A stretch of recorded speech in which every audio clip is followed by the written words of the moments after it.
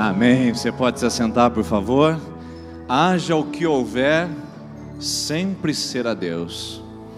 Esse é um segredo que muitos de nós precisamos aprender e colocar em prática, para que a ansiedade e a tristeza gerada pela ansiedade e a tristeza gerada pela inquietação não tome os nossos corações.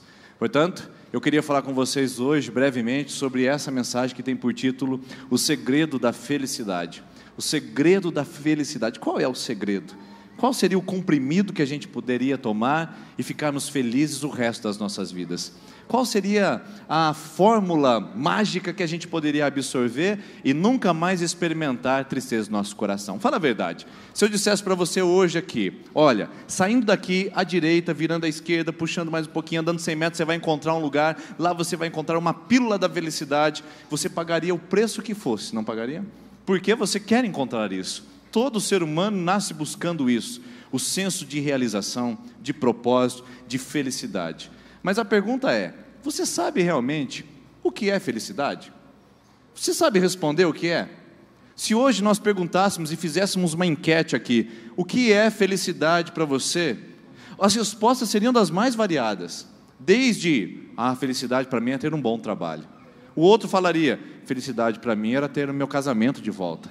Felicidade para mim era ter condição de pagar as minhas contas. Felicidade para mim era ter paz no meu coração e na minha família. Felicidade para mim era ter meus filhos de volta na minha casa. Felicidade para mim era poder voltar à minha juventude e tirar as dores do meu corpo. As respostas seriam das mais diversas, para você perceber e notar que você não está sozinho na busca da felicidade.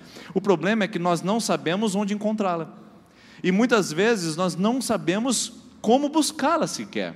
Há uma historinha que conta que houve uma reunião do Império das Trevas e o diabo estava presidindo essa reunião. É lógico que é uma ilustração apenas, né? E ele disse, nós estamos de posse da felicidade e nós vamos agora ocultá-la e vamos escondê-la para que nenhum ser humano possa encontrá-la. Então começaram as opiniões. Um disse, vamos escondê-la nas montanhas. O outro disse, não, nas montanhas é muito fácil, alguém pode escalar. Vamos esconder no deserto. Não, no deserto alguém pode chegar e também descobri-la. Não, vamos esconder no fundo do oceano. E o ser humano consegue ir ao fundo do oceano para encontrar qualquer coisa. Então vamos fazer o seguinte, um pobre diabo teve uma brilhante ideia. Ele disse, vamos fazer o seguinte, vamos esconder a felicidade dentro do coração do ser humano, porque ele nunca será capaz de procurar lá dentro.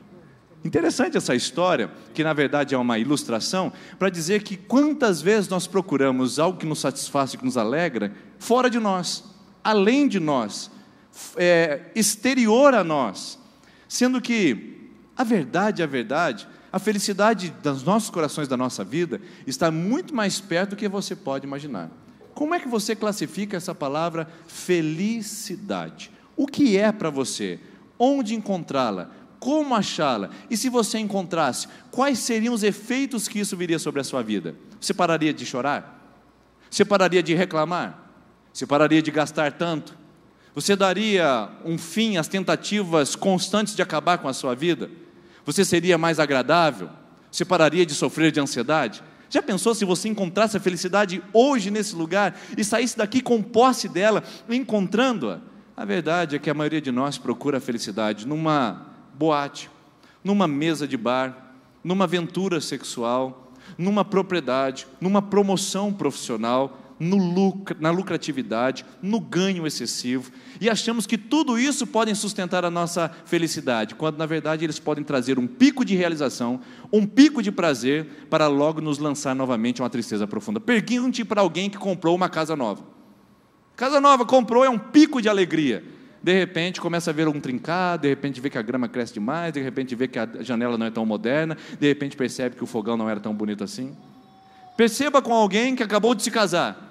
Ela achava que se casar, aí sim, ela não ficaria para titia, aí sim ela daria um fim àquele estigma de ser solteirona, e agora sim ela seria feliz. Aí ela procurou relacionamento, achou, encontrou, casou. Pergunta para essa pessoa, o pico de alegria, quanto tempo durou? Porque se nós procurarmos a alegria e a felicidade em coisas e em pessoas, certamente nós frustraremos. Certamente isso passará, e certamente isso será muito volúvel e vulnerável. Portanto, eu queria hoje olhar para você e dizer para você que a palavra felicidade pode ter diversas conotações, e por ter diversas conotações, pode ter diversificadas buscas também, e nós vamos procurar nos mais variados lugares e não encontramos, porque deixamos de procurar no lugar certo. Mas qual seria o lugar certo? Bom, Filipenses capítulo 4, versículo de número 13, diz qual é o segredo da felicidade. Eu acho que ele... Deixa eu pular aqui, isso. Pode passar para mim? Travou aqui. Isso, mais um. O segredo da felicidade não é o que está fora, mas é o que está dentro. É o que Filipenses 4,13 diz: tudo posso naquele que me fortalece. Então nós não precisamos ficar olhando para além de nós. Uma nova casa, um novo trabalho, uma nova realização, um novo relacionamento, alguma coisa que possa nos realizar, porque a felicidade não está fora, ela vem de dentro. E prova disso, acabou os slides aí? Isso, pode passando para mim, por favor. Prova disso é a carta de Filipenses, que foi aquele texto que eu acabei de ler com vocês, que está o contexto de Filipenses 4,13. Filipenses é chamada de carta da prisão. Por que ela é chamada de carta da prisão? Porque Paulo estava preso em 62 depois de Cristo, no fundo de uma prisão. Eu não sei se você já visitou uma prisão, se você já foi num presídio. Eu já fui em alguns e tive a oportunidade de assistir uma série que tem no Netflix, que chama As Prisões Mais Severas do Mundo. E lá um camarada fica durante 7 dias mostrando quais são as realidades das prisões ao redor do mundo. E como é cruel, como é desumano a condição que as pessoas vivem lá em pleno século 21. Agora você imagina no século I, imagina 2000 anos atrás como seria um contexto de prisão. E quem é que estava lá? O apóstolo Paulo. Num contexto de prisão, ele estava abandonado, estava solitário, estava humilhado, estava fedido, estava apodrecendo na prisão, e estava naquela condição já imaginando que ele estaria em breve morrendo.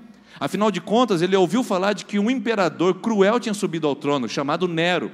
E Nero estava passando ao fio da espada todos os cristãos, e certamente não pouparia a vida do apóstolo Paulo. Sabendo da morte iminente, sabendo da sua condição de putrefação, de deterioração da sua vida naquela cadeia, estava ali às traças, às mínguas, naquela condição solitária, naquela condição de desânimo, naquela condição de abandono. O que você acha que uma pessoa é capaz de escrever? Com certeza, se fosse eu estaria dizendo: ó vida, ó céus, ninguém olha para mim, ninguém vem me visitar, Deus me abandonou, servi a Deus por tanto tempo, passei por tantas dificuldades, vivi tantas lutas para acabar a minha vida no fundo de uma cadeia solitária. Com certeza isso faria parte de mim e de você, mas não fazia parte do apóstolo Paulo. Sabe por quê? Essa carta que ele escreve aos filipenses do fundo de uma prisão e não de um cruzeiro num transatlântico, que ele escreve do fundo da prisão e não de uma viagem no Caribe, essa carta se transformou naquilo que nós chamamos de carta da alegria. Já parou para pensar? Filipenses Filipenses tem apenas 4 capítulos, apenas 4. Você pode ler em aproximadamente 10 minutos a carta de Paulo aos Filipenses. Senta na sua casa hoje e leia para você ver o tom de alegria, de esperança, de regozijo. Se você olhar a carta e olhar a contexto, você pode dizer: mas é totalmente discrepante. E é verdade. Filipenses é uma das poucas cartas que o contexto não influencia a escrita. Paulo vive uma coisa, mas está escrevendo outra extraordinariamente e absurdamente diferente do que ele estava vivendo. Num contexto de prisão e de solidão, ele escreve sobre alegria e felicidade. Quer uma prova disso? E nos 4 capítulos, aparece 10 vezes o termo alegria, regozijar, felicidade, contentamento. 4 capítulos, 10 vezes, é praticamente 2,5 por capítulo. Olha lá os versículos que depois você pode estudar na sua casa. Capítulo 1, versículo 3, 1, versículo 18, 1, 25, 2, 2, 2, 17, 2, 28, 3, 1, 4, 1, 4, 4 e 4, 10. Todos esses textos que eu mencionei ali, são textos que contêm a palavra alegria. Então, se tem alguém que pode nos responder o que é a felicidade, esse alguém seria Paulo. Então eu pergunto para o apóstolo Paulo, a partir da carta aos Filipenses, e eu faço o seguinte questionamento: Paulo, o que significa felicidade para você? Porque eu quero saber. Uma pessoa que escreve sobre a alegria do fundo de uma prisão, só pode saber exatamente o que é alegria. Ele pode estar de posse de um segredo que não tem o conhecimento. Por isso o tema da mensagem, o segredo da felicidade. Paulo conheceu esse segredo, Paulo se apropriou desse segredo, e Paulo revelou esse segredo. Por isso, quando você descobrir isso essa noite, você não vai precisar ficar correndo mais atrás de patrimônio, correndo atrás de novos relacionamentos, correndo atrás de uma realização profissional, querendo a todo custo pegar o seu diploma para esfregar na cara de alguém que disse que você não valia nada, pegar o seu primeiro salário e esfregar no rosto da sua mãe e falar: está vendo, eu valho alguma coisa nessa casa.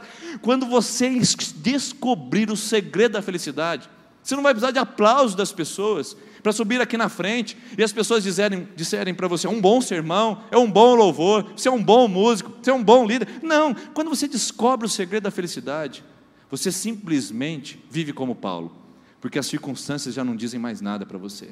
Você começa a estabelecer uma relação com a felicidade direta, sem intercâmbios e sem correspondentes. Então, será que Paulo pode responder a gente? Sim, e Paulo respondeu em Filipenses 4, versículo 10 a 13, que eu passo a ler com você assim: alegro-me, disse Paulo, grandemente no Senhor, porque finalmente vocês renovaram o seu interesse por mim.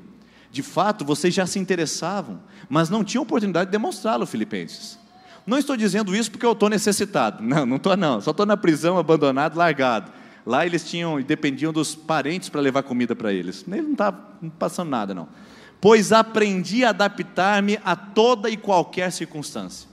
Paulo disse: eu sei o que é passar necessidade, e eu também sei o que é ter fartura. Eu aprendi o segredo de viver contente. Aqui está o grande X da questão. Eu aprendi o segredo de viver contente em toda e qualquer situação, seja bem alimentado, seja com fome, tendo muito ou passando necessidade, pois tudo posso naquele que me fortalece. Você conhece essa frase, não conhece? Talvez seja a mais conhecida da Bíblia, colocada no para-choque dos caminhões, no para-brisa dos carros, no imã de geladeira. Tudo posso naquele que me fortalece. Mas você não imagina o poder que essa palavra tem e o segredo que ela revela. E é sobre isso que eu quero falar com você essa noite rapidamente, porque o segredo é demonstrado através da repetição das palavras. Veja onde Paulo repete: aprendi. Primeira coisa que Paulo me ensina, quando eu pergunto para ele qual é o segredo da felicidade, ele fala: felicidade é um aprendizado. Paulo está dizendo: eu aprendi. Não recebi instruções apenas, mas eu assimilei, passou por um processo cognitivo. Sabe qual é o nosso problema, pessoal? É que nós associamos felicidade e alegria com sensações. Nós ficamos alegres e felizes quando estamos debaixo de entorpecentes, sentimos-nos alegres e felizes quando estamos debaixo de um teor alcoólico, sentimos alegres e felizes quando estamos do lado da pessoa amada, sentimos alegres e felizes quando recebemos uma promoção financeira, sentimos alegres e felizes quando as coisas vão bem ao nosso redor. Paulo fala: nananina não, porque eu aprendi a viver contente. Ser feliz é um processo de aprendizagem, e não pense que um novo trabalho ou mais dinheiro vai fazer você feliz se você não sabe ser grato por aquilo que você tem. Se você não aprendeu a ser feliz com quem você é, você nunca será feliz com o que você poderá ser. Se você não aprendeu a ser feliz com o que você tem, você nunca será feliz com aquilo que você possuirá. Se você não aprender a ser feliz com aquilo que você faz, você nunca encontrará plena realização com aquilo que você fará. É uma matemática lógica: ou eu aprendo a ser feliz agora, ou nada nesse mundo pode me satisfazer. E talvez seja por isso que você esteja tão cansada e tão cansado dessa busca frenética por realização. Está mais próximo do que você imagina. Começa pelo seu aprendizado. Felicidade, portanto, não é sentimento. Eu não me sinto feliz, eu decido ser feliz. Eu não me sinto feliz, eu escolho ser feliz. Eu passo por um processo para encontrar razões para a minha felicidade. É só a gente abrir os olhos e é só a gente enxergar. Tem um vídeo que eu quero mostrar para você, que eu queria te dar apenas algumas dicas através desse vídeo, que você pode começar hoje, aprendendo a ser feliz, olhando para aquilo que você é, olhando para aquilo que você tem, olhando para aquilo que você faz, e agradecendo a Deus, dizendo: obrigado, Senhor. Eu não sou o que eu queria ser, eu não tenho o que eu gostaria de ter, eu não faço o que eu gostaria de fazer, mas eu já tenho alguma coisa, eu já sou alguma coisa, eu já faço alguma coisa. É um aprendizado constante e contínuo. Olha esse vídeo e veja se você não tem algum motivo para ser feliz essa noite, encontrar o aprendizado e não ficar dependente de circunstâncias, mas encontrar em você uma razão de ser feliz. Vamos lá.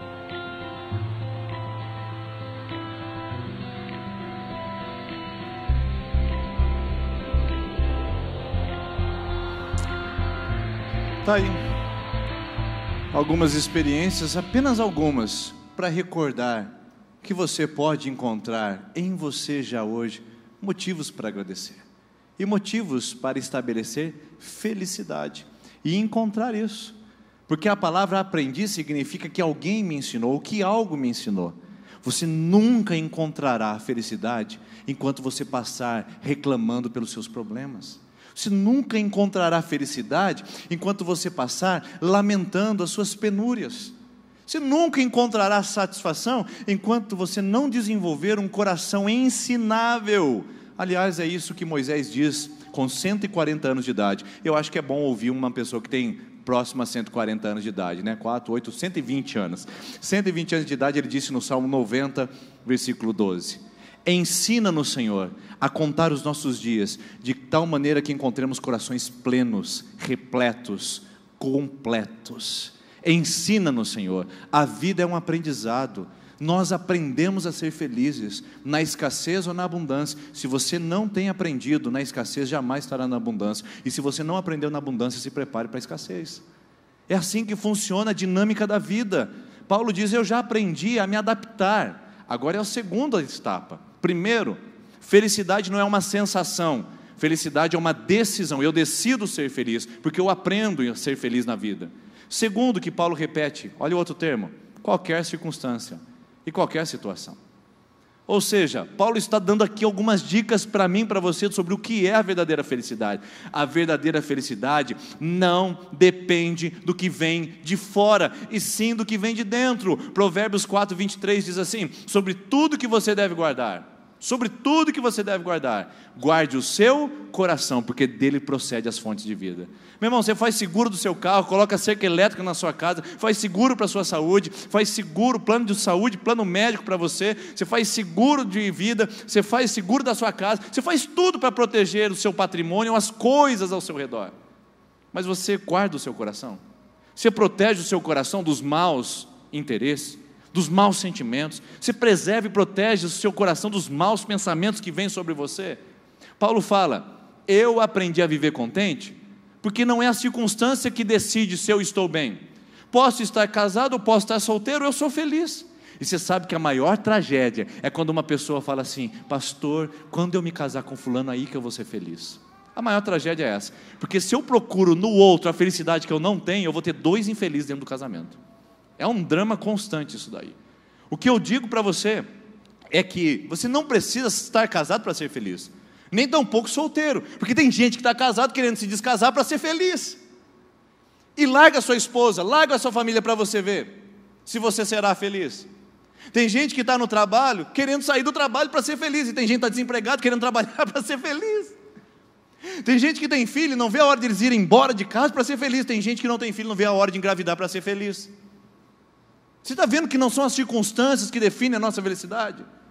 Nenhuma e nem outra pode nos atrair a essa completa experiência de realização, porque a felicidade é uma decisão que eu tomo todos os dias na minha vida, de permanecer num lugar e encontrar alguém que pode me tornar pleno e completo. Você não vai encontrar a felicidade no mundo exterior. Até tem uma ilustração que conta de um rei que estava muito desolado e muito insatisfeito com seu reino. Ele tinha conquistado grandes terras, seu exército tinha vencido grandes lutas, ele tinha um grande palácio, ele tinha as melhores mulheres e as mais belas mulheres no seu harém. Lá estava ele todo posicionado, mas insatisfeito e infeliz. Seus conservos não sabiam mais o que fazer para trazer alegria e felicidade no coração do rei. Então trouxeram um sábio e perguntaram para o sábio: o que nós podemos fazer para que o nosso amado rei seja feliz novamente? E então o sábio foi à presença do rei e perguntou o que ele estava sentindo. Então o sábio olhou para o rei e disse assim: eu gostaria que você saísse agora e procurasse no reinado o homem mais feliz do seu reinado. Faça pesquisas, converse com pessoas e encontre o homem mais feliz do seu reinado. E quando você encontrá-lo, você use a camiseta dele por uma semana, e então você será feliz. Então aquele rei, achando que encontraria enfim a razão da sua felicidade, saiu pelo seu reinado afora, pesquisando pessoas, e encontrava casebres, boas casas, propriedades de terra, e nenhum deles era feliz o suficiente, até que encontrou um homem, e encontrou um homem plenamente feliz. E então pediu que o homem desse a sua camisa para que ele pudesse usar durante uma semana. E aquele homem respondeu com muita alegria: nem camiseta eu tenho para poder te oferecer. Aquele homem era tão escasso, tão necessitado, que nem camisa teria para oferecer para o rei. Felicidade não é o que eu tenho, o que eu possuo, aquilo que eu conquisto. Felicidade está dentro de um complexo que eu preciso aprender, que Paulo disse: o segredo do contentamento. E eu acredito que você deve estar curioso e curiosa para agora descobrir qual é o segredo do contentamento e sair daqui de uma vez por todas, abandonando as circunstâncias para encontrar sua felicidade, aprendendo com cada detalhe da sua vida. E Paulo diz: o segredo é que eu tudo posso naquele que me fortalece. É neste fundamento que se enraiza a minha alegria. É nesse fundamento que se enraiza a minha satisfação. Não é que eu tudo posso fazer naquele que me fortalece. Tem gente que acha que é ao contrário. O camarada, por exemplo, tem R$250 na sua poupança. Aí ele vai e o carro custa 30, 40 mil reais. Aí sai uma promoção, BV Financeira, agora com apenas R$200, você pode dar entrada no seu carro e parcelar em 100 vezes sem juros. Aí o cara vai lá e fala assim: rapaz, isso é provisão de Deus, eu tenho 250, está sobrando 50 ainda. Eu vou lá e vou dar entrada no meu carro, vou parcelar, porque afinal de contas tudo posso naquele que me fortalece. Eu tenho fé de que Deus vai me ajudar a ter esse carro. Isso não é fé, isso é burrice. É colocar Deus à prova. É querer ter algo que você não tem condições de ter, mas não é fé. Querer dizer eu tudo posso naquele que me fortalece e fazer coisas insanas e impensadas, não é fé, meu irmão, é loucura. Paulo não está dizendo tudo posso naquele que me fortalece, agora eu vou pular do precipício, agora eu vou encarar o Nero, e aí Deus vai me fortalecer. Não, ele está falando, eu posso passar por tudo, porque Deus me fortalece. Você entendeu? Isso muda o sentido. Eu posso passar pela alegria e pela tristeza, eu posso passar pelo mar e pelo deserto, eu posso passar pela bonança e pela tempestade, eu posso passar pela fartura e pela escassez, eu posso passar pelo dia e pela noite, eu posso passar por todos os contrastes e antíteses da vida, eu posso passar por tudo, porque Deus está comigo em todas as coisas. Você entendeu? O segredo é isso, meu irmão. O segredo é você ter Jesus não para fazer o que você quer, mas para passar pelo que a vida lhe oferece. E às vezes ela não é gentil, ou às vezes ela oferece algumas coisas que você pode se agradar, mas a verdade é que você pode passar com Deus em cada etapa, em cada fase da sua vida, em cada situação, em cada circunstância. Portanto, Paulo responde a gente hoje. Paulo, qual é o segredo da felicidade? Ele diz: primeiro, aprenda a ser feliz. Segundo, adapte-se às circunstâncias, porque não são as circunstâncias que definem a sua felicidade. Terceiro, a felicidade vem de dentro. Se tiver Cristo, e se Cristo for o fundamento, você não precisa olhar para fora. O interior, Cristo, o seu alicerce, será fundamental para você passar por toda e qualquer situação da sua vida. Muito obrigado, apóstolo Paulo. Então eu encerro mostrando que Paulo disse que existe uma vida com Jesus e uma vida sem Jesus. É lógico. E a vida sem Jesus, ela tem alegria? Vou perguntar para você: a vida sem Jesus tem alegria? Tem, meu irmão. É claro que tem. A vida sem Jesus tem alegria, sim. Pergunta para o camarada que passou a noite na balada e que acabou de chegar na casa eufórico, tomou até umas balinhas para ficar animado na festa. Pergunta se não está alegre. Pergunta para uma pessoa que acabou de se envolver numa aventura sexual, comprometeu toda a sua família, comprometeu todo o seu caráter, mas acabou de consumir a mulher dos seus sonhos. Você não está alegre? Tem alegria. A vida sem Jesus tem alegria, sim. O problema é que a vida sem Jesus, ela tem picos de alegria. Você está vendo ali? É uma vida triste, é uma vida insatisfeita, mas que de repente, opa, balada, opa, sexo, opa, dinheiro, opa, poder. E de repente eu estou alegre, mas isso não se sustenta para eu entrar numa caída vertiginosa e chegar à minha condição de tristeza. As pessoas, elas oscilam da euforia à depressão em questão de dias, horas e até minutos, dependendo do que elas estão consumindo ou fazendo. Vida sem Jesus, meu irmão, é vida de tristeza, com picos de alegria. E eu quero perguntar para você essa noite, eu quero perguntar para você e quero que você responda ao seu coração e não para mim. Você tem picos de alegria na sua vida e uma vida de tristeza? Você pode até ser batizado na igreja, pode até estar frequentando esse lugar, mas você ainda não tem Jesus. Desculpe a sinceridade, tá bom? perdoe. Eu espero que você volte outras vezes nessa igreja, não quero te ofender, mas eu preciso te falar essa verdade, que é o que a Bíblia me ensina. Se você tem picos de alegria e uma vida de tristeza, está na hora de você ter o compromisso de andar com Jesus e falar: Senhor Jesus, até hoje eu fui religioso, até hoje eu frequentei uma igreja, mas eu não sou feliz. Seja sincero, fale para Ele, que se você não tem a alegria permanente, e se você só tem picos de alegria, então eu faço essa pergunta para você. Provavelmente Jesus ainda não esteja residindo no seu interior, e por isso que você esteja dependendo tanto do exterior. Agora eu faço uma segunda pergunta: a vida sem Jesus tem alegria? Tem. E eu quero perguntar para você: a vida com Jesus tem tristeza? Tem também. Só que a vida com Jesus, a tristeza, ela muda de gráfico. Olha lá que legal. A vida com Jesus, ela inverte. Nós temos uma vida alegre com picos de tristeza. E qual é que você quer? Onde você quer estar? Irmãos, eu também sofro. Eu também tenho perdas, eu também tenho dias ruins, eu também tenho dias nebulosos, eu tenho dias emblemáticos que marcam o meu coração, mas a verdade é que a gente com Jesus, a gente tem uma vida alegre, e alguns picos de tristeza, alguns declínios de tristeza. Crente chora, crente também fica triste, também se lamenta com algumas coisas, mas não fica assim. A Bíblia fala o seguinte: o justo pode cair 7 vezes, mas não ficará prostrado. Você pode cair, você pode tropeçar. A Bíblia fala no Salmo 30, versículo 5, olha o que diz: o choro pode durar uma noite, mas a alegria vem pela manhã. Essa é a certeza. Neemias 8:10 diz assim: não se entristeçam, porque a alegria do Senhor é a nossa força. Sabe o que os judeus estavam vivendo naqueles dias?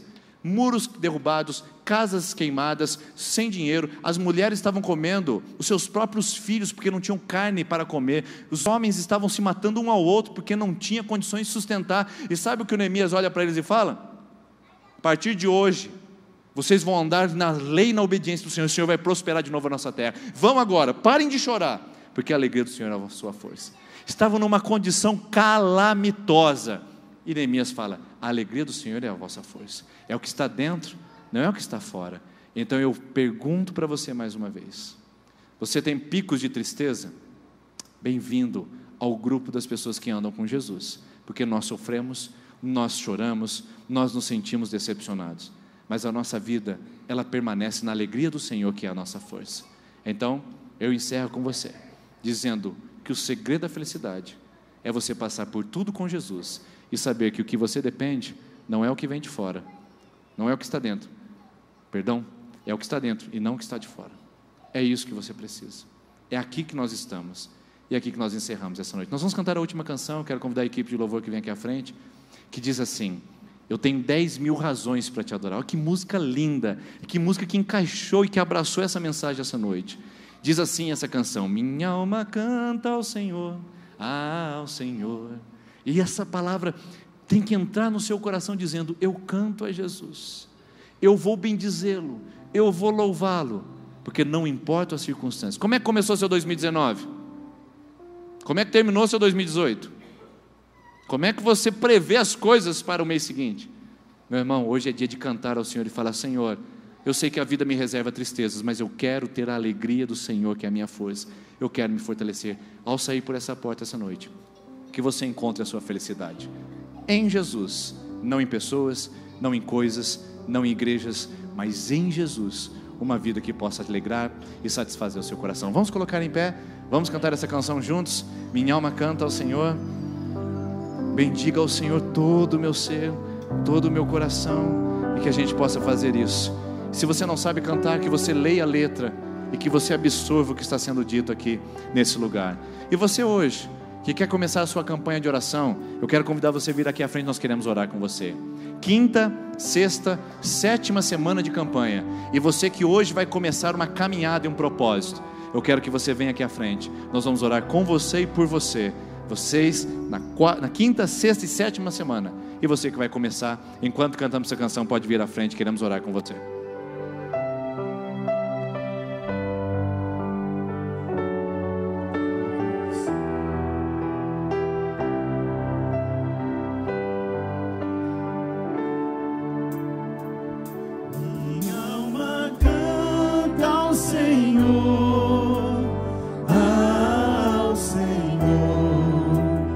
Seu nome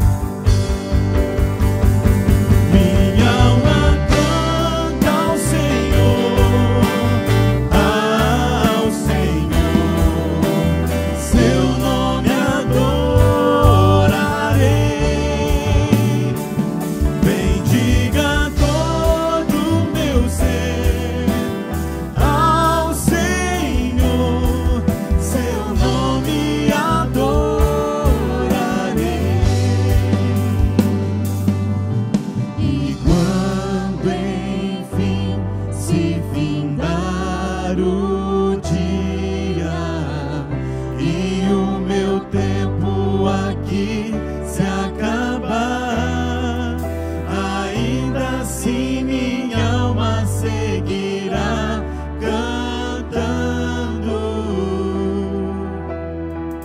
por toda eternidade. Eu vou cantar.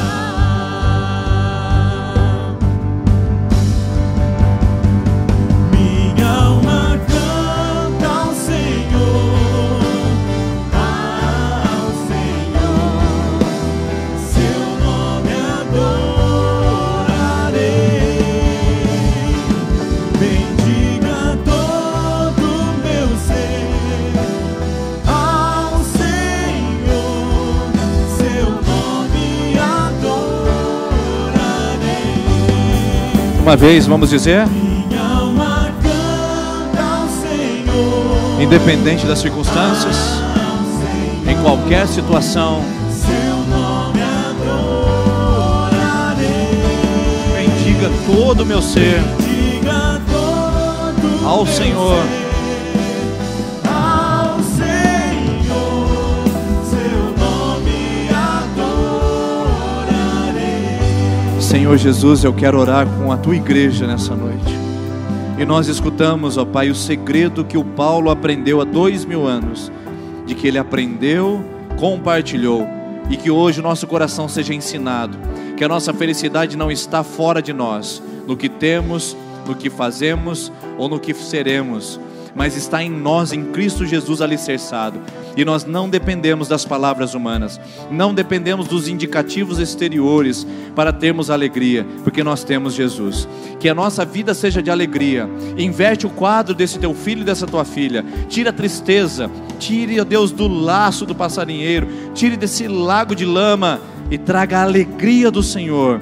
Que a tristeza seja em momentos específicos e que também traga aprendizado, mas que a vida seja vida de felicidade, vida de alegria no Senhor, porque a alegria do Senhor é a nossa força.